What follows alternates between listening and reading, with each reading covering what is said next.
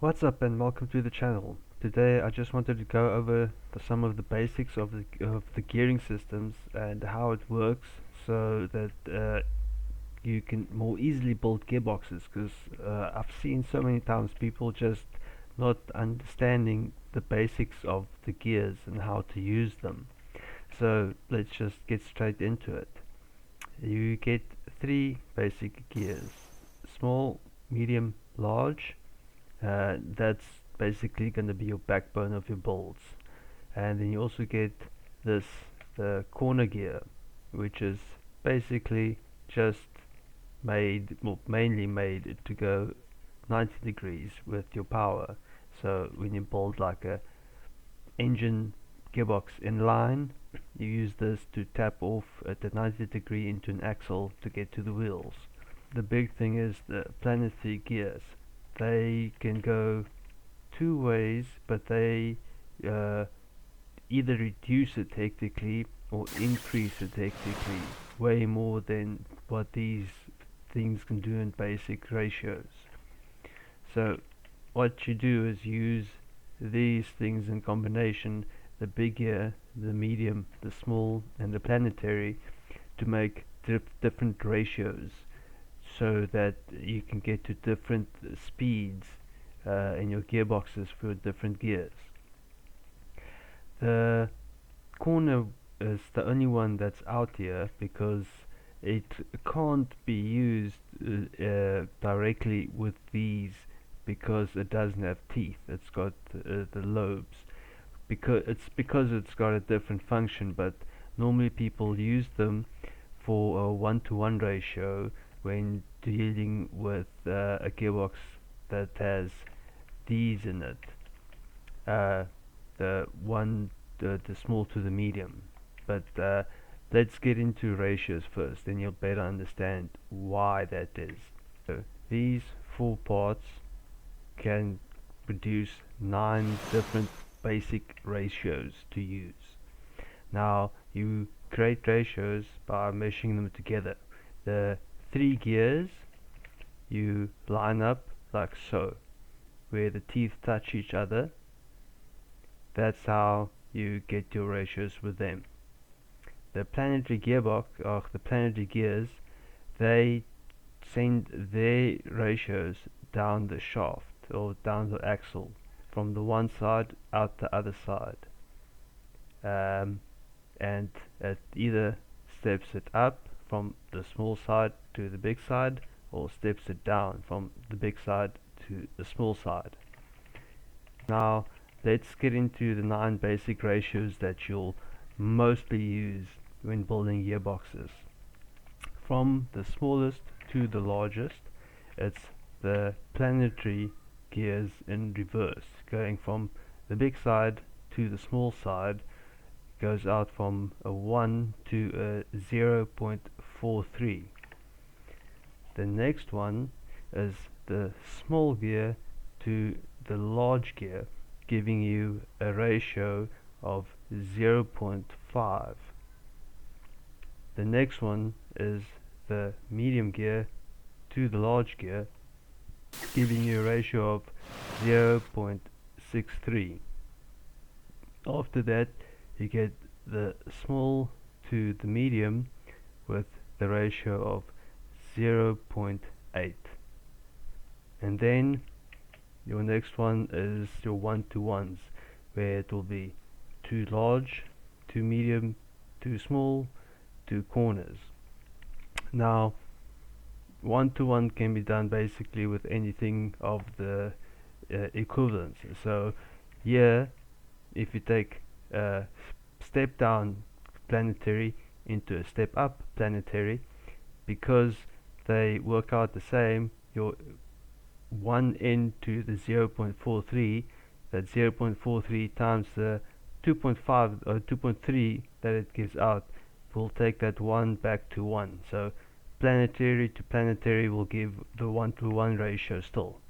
But now when you use the medium and small gears together, that's a three hole spacing from axle to axle.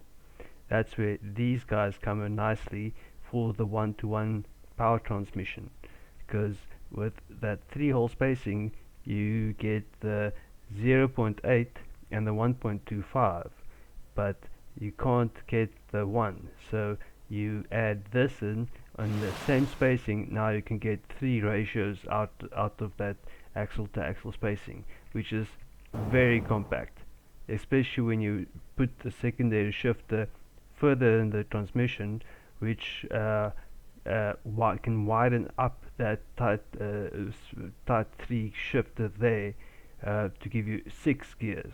But that's more complex gearboxes, which we can get to later. So 1-to-1 is basically where it will shift over from going into your short gears, which is for acceleration, into your longer gears, which is for pull to top ends, or higher into the high revs of your gears. So after your 1-to-1, your next one will be your medium to small, giving you the counterpart at 1 of the 0.8 at 1.25. So the medium to small is the 1.25. The next one is the large to medium, which is 1.6, and then it is the large to small, giving you a 2.0, and then the last one is the planetary, which gives you a whopping 2.3. Now that's your basic 9 ratios that you can get.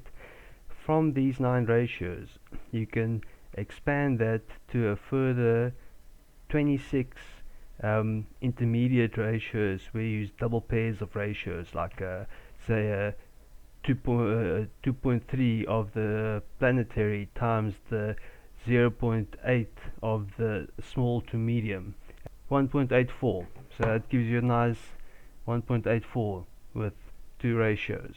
So like I said, the basic 9 ratios, if you stack them together, expands into 26 more, giving you a total of 35 intermediate ratios to use, and majority of them, almost all of them, have multiple ways of hitting those ratios. So there's a lot of customizability in these 4 parts.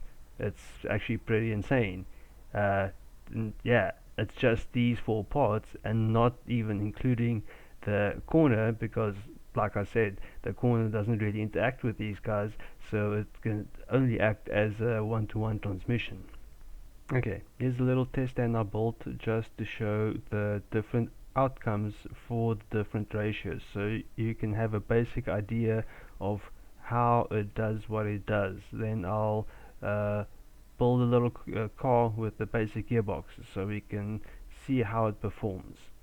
Here we have just a basic little 4 horsepower motor straight into an axle into the wheel. So this is basically a 1-to-1 ratio straight to the wheel. And you can see 59.9. That's the speed that we can get. So now let's remove that and put the same wheel at the bottom and then do some ratios. Now this is taking the power from the motor from a large wheel to a medium wheel. Now the large to the medium is the 1.6 ratio, so it means the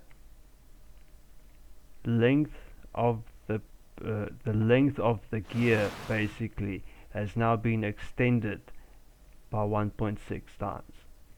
So now this will give us a higher top end, literally by 1.6. So let's check it out. See the green previous, boom, and now new blue, 1.6. Power now goes from the medium to the large, and the medium to the large is the 0.63 step down.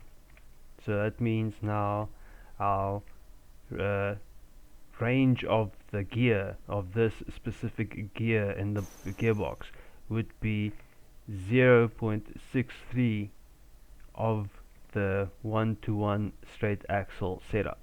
So this is going to be a lot shorter.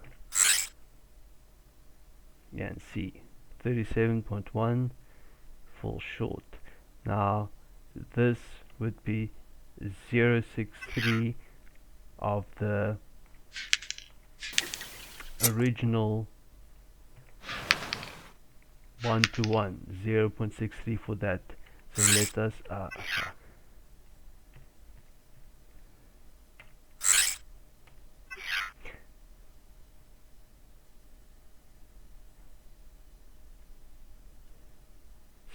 let us compare that 0.63's speed to what it originally was at 1.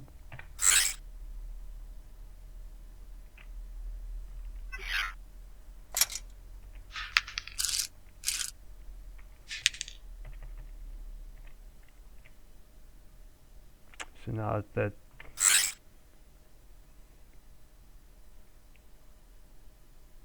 here the green is the previous 1-to-1 ratio, and the blue is now the new shorter 0.63 ratio. And as you can see, 0.63 of the previous full gear, and that's how you get from one gear size to the next and the outcome that it will have. So now that we know our 9 basic ratios and how they work, let's build a car with it. Let's go build a gearbox. Okay, so now we want the medium large and the large medium ratio. The medium large is a 0.63 and the large medium is a 1.6. We want to engage first gear with that medium large on that 0.63. So from the engine side we want a medium gear driving a large gear. We have our first gear, the medium to large. Now we want the large to a medium. So now let's see. Okay, so the shifter moves down, which means we're gonna have to do it like that to not glide anything. Okay, it's not too bad, but as you can see, it's got very aggressive first gear and then a long wind to second. I wonder if we can clean this up a bit. At one point, that 0.63 is way too short. It's only like there's 60. That's like we're not even hitting 50 k's an hour top end. So let's see if we can change that 0.63 to something a bit longer.